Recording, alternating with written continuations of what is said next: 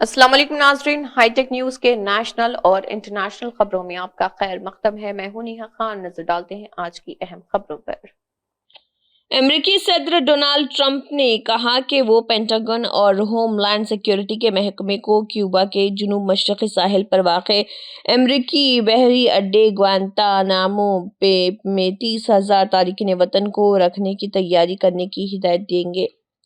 Trump ने white house में Lincoln rally act पर दस्तखत करने से पहले तबसरा किया कि अमेरिकी लोगों को धमकी देने वाले सबसे खराब मुजरिम गैर कानूनी अलायंस को हिरासत में लेने के लिए ग्वांतानामो में हमारे पास 30,000 बिस्तर हैं। इस सलाहियत को फौरी तौर पर दुगना कर दिया जाएगा, लेकिन रैली एक्ट को इस माह के शुरू में कांग्रेस ने मंजूर किया था। ये नई इंतजामिया की पहली बड़ी कानून साजी है।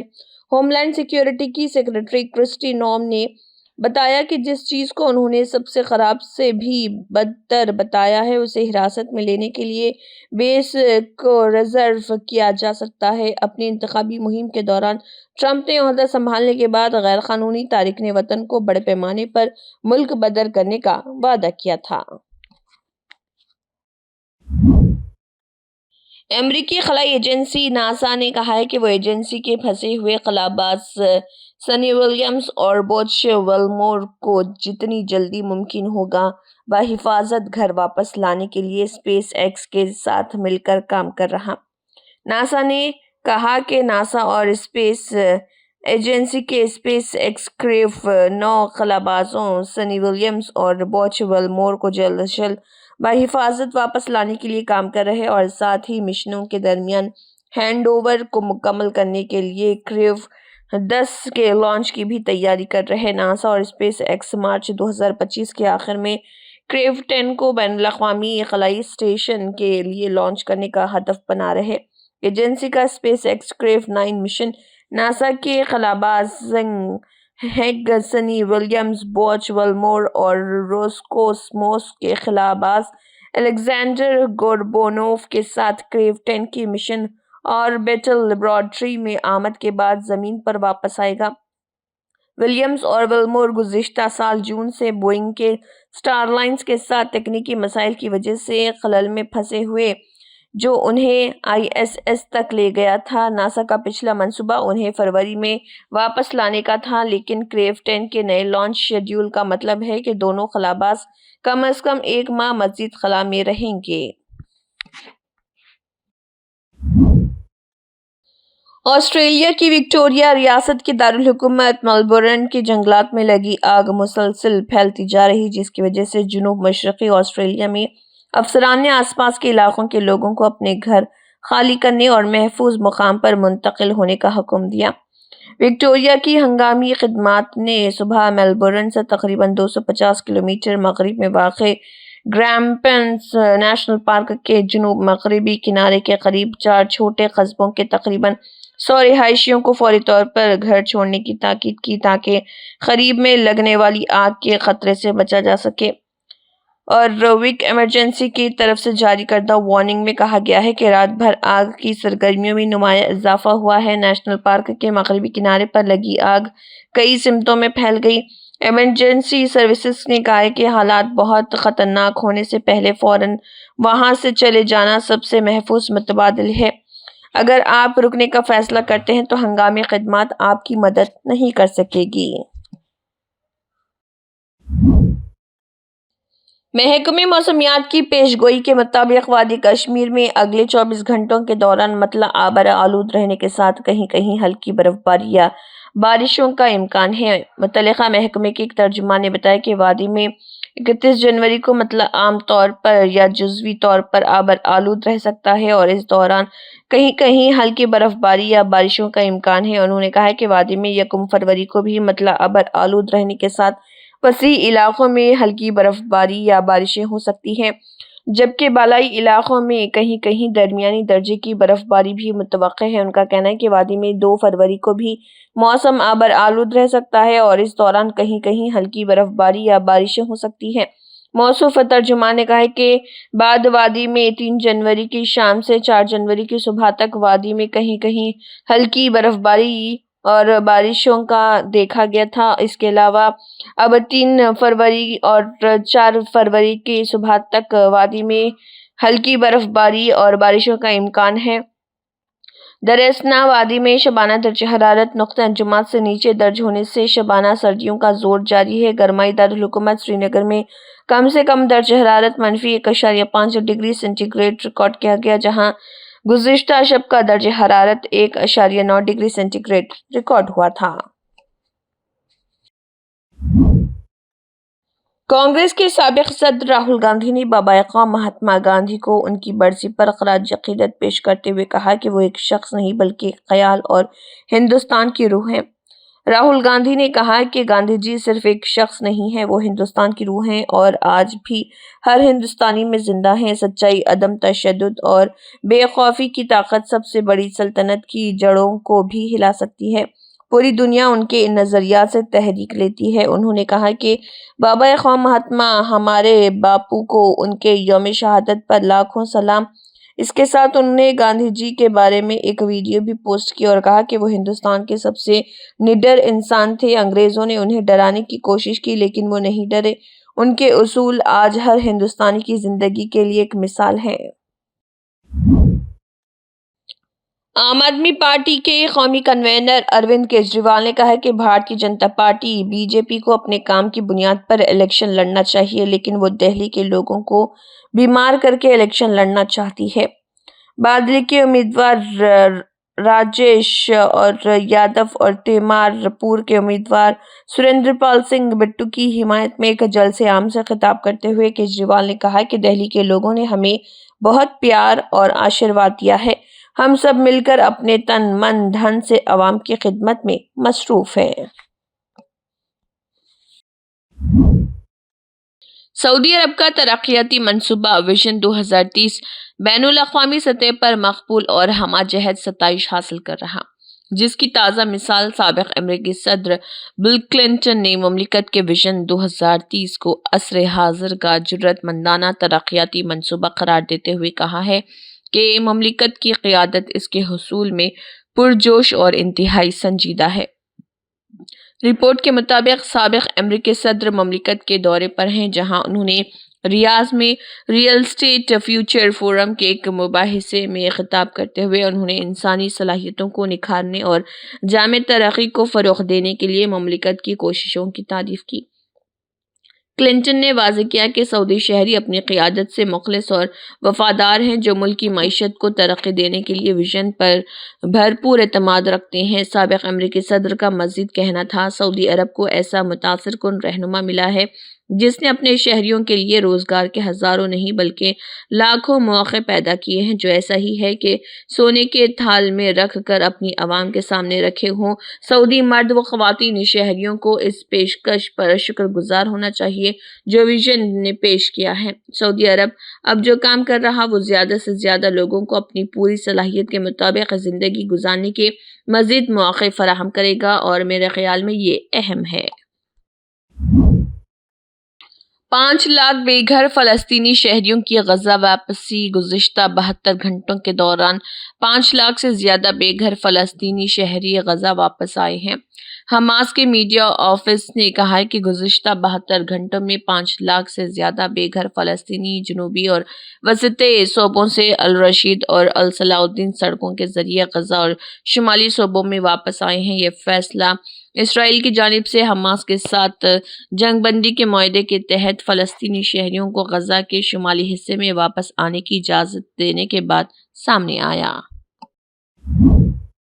अमेरिका के वाशिंगटन हवाई अड्डे पर लैंडिंग के दौरान एक तैयारे के हेलीकॉप्टर से टकराने से कई लोगों के जख्मी होने का खदशा है। मीडिया रिपोर्ट के मुताबिक वाशिंगटन डीसी के करीब इलाकाई अंदरून मुल्क हवाई अड्डे पर लैंडिंग के दौरान एक तैयारा हेलीकॉप्टर से टकरा गया।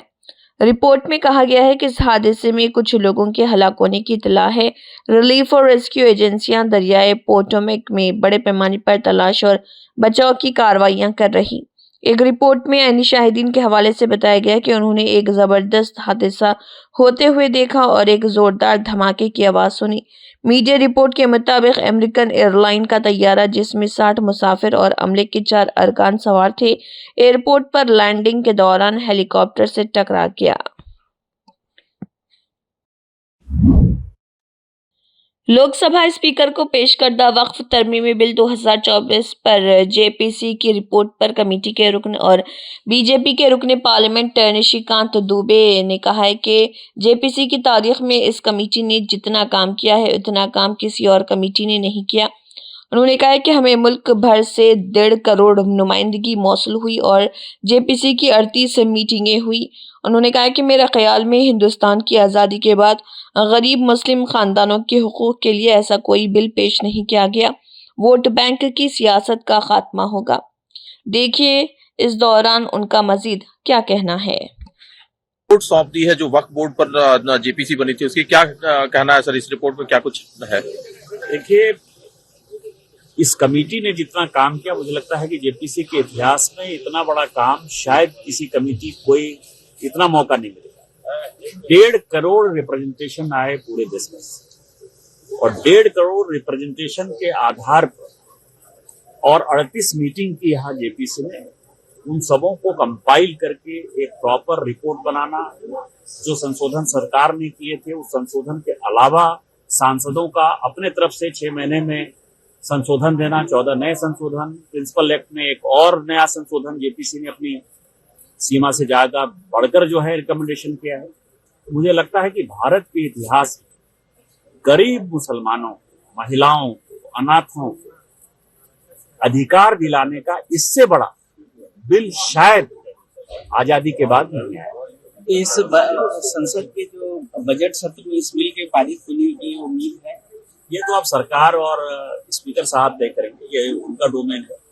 जेपीसी का जितना डोमेन था, जेपीसी ने अपना डोमेन पूरा कर दिया। रिपोर्ट जो हमने सौंप दी और वो रिपोर्ट अब पब्लिक में आप लोगों के सामने है और इसकी अब विवेचना होगी पब्लिक में कि जो सरकार ने रिपोर्ट बनाई थी और जेपीसी ने जिसके आधार पर पूरा मेहनत करके जो रिपोर्ट बनाया, वो एक ऐतिहासिक बिल है और इस ऐतिहासिक बिल को मुसलमानों के सम्मान के साथ, गरीब मुसलमानों के सम्मान के साथ, अनाथों के सम्मान के साथ, महिलाओं के सम्मान के साथ कैसे जोड़ा जेपीसी ने और सरकार ने कितना अच्छा बिल आया है, ये सभी लोगों को पता चला। वोट बैंक की राजनीति समाप्त। निशिकांत जी, आज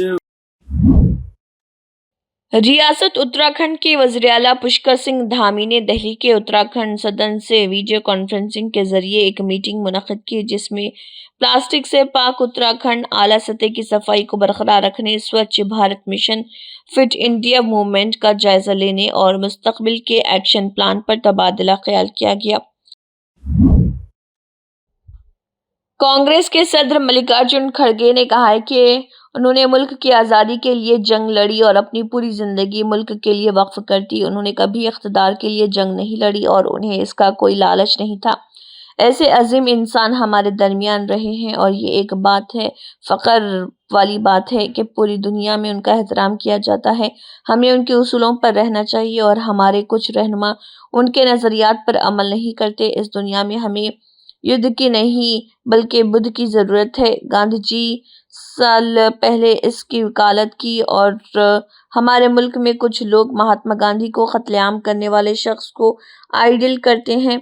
गांधी जी ने हमेशा बराबरी को फ़रोग़ दिया और वो कभी भी एक कम्युनिटी को दबाना नहीं चाहते थे ताकि दूसरे को बेख्तियार बनाया जा सके। गांधी जी की बरसी के मौके पर मल्लिकार्जुन खड़गे ने उन्हें खराज अक़ीदत पेश किया और इन ख्यालात का इजहार किया। इस देश के लिए आजादी दिलाए, अपना जीवन पूरा देश के लिए अर्पित किया और किसी पावर के लिए या पावर के लिए नहीं लड़े, कोई पावर का लालच नहीं था। ऐसे व्यक्ति, ऐसे महापुरुष हमारे देश में पैदा होना और उनको सारी दुनिया सम्मान करना, ये हमारे लिए बहुत बड़ी गर्व की बात है। लेकिन उनके जो उसूल, हमको उनके उसूलों पे चलना चाहिए, उस पे आज देश के नेता लोग नहीं चल रहे, क्योंकि उनको गांधी जी के उसूल क्या है मालूम नहीं, और अहिंसा से हम बहुत कुछ हासिल करते हैं ये भी उनको मालूम नहीं। अब इधर इधर चंद लोग बोल रहे हैं जो गांधी जी का मार्ग ठीक है और दुनिया में बुद्ध चाहिए, युद्ध नहीं।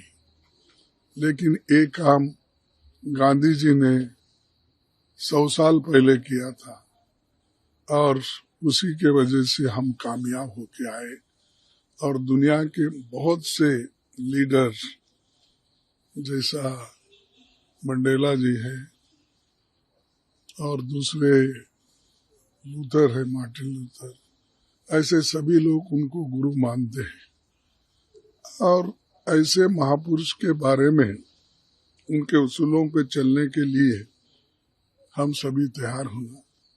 लेकिन हमारे देश में ऐसे भी लोग हैं जो आदमी, जो इंसान हम सबको आजादी दिलाया, उसको गोली से मारने वाले भी लोग हैं, और किसी के ऊपर कभी उन्होंने हाथ नहीं उठाया, लेकिन उनके छाती में गोली चलाकर उनको खत्म किया गया। ऐसे भी लोग और ऐसा भी आइडियोलॉजिकली कमिटेड लोग हैं। तो इससे देश आगे नहीं बढ़ेगा जब तक ये द्वेष का राजकारण है, और जब तक आप लोग हिंसा करते रहेंगे, एक दूसरे को हेट करेंगे, तो हम कामयाब नहीं हो जाएंगे। तो शांति के साथ जो उन्होंने हमको मंत्र दिया, शांति का मंत्र, उसको लेके अगर हम चलेंगे तो ये देश प्रगति करेगा, आर्थिक दृष्टि से, सामाजिक दृष्टि से, शैक्षणिक दृष्टि से।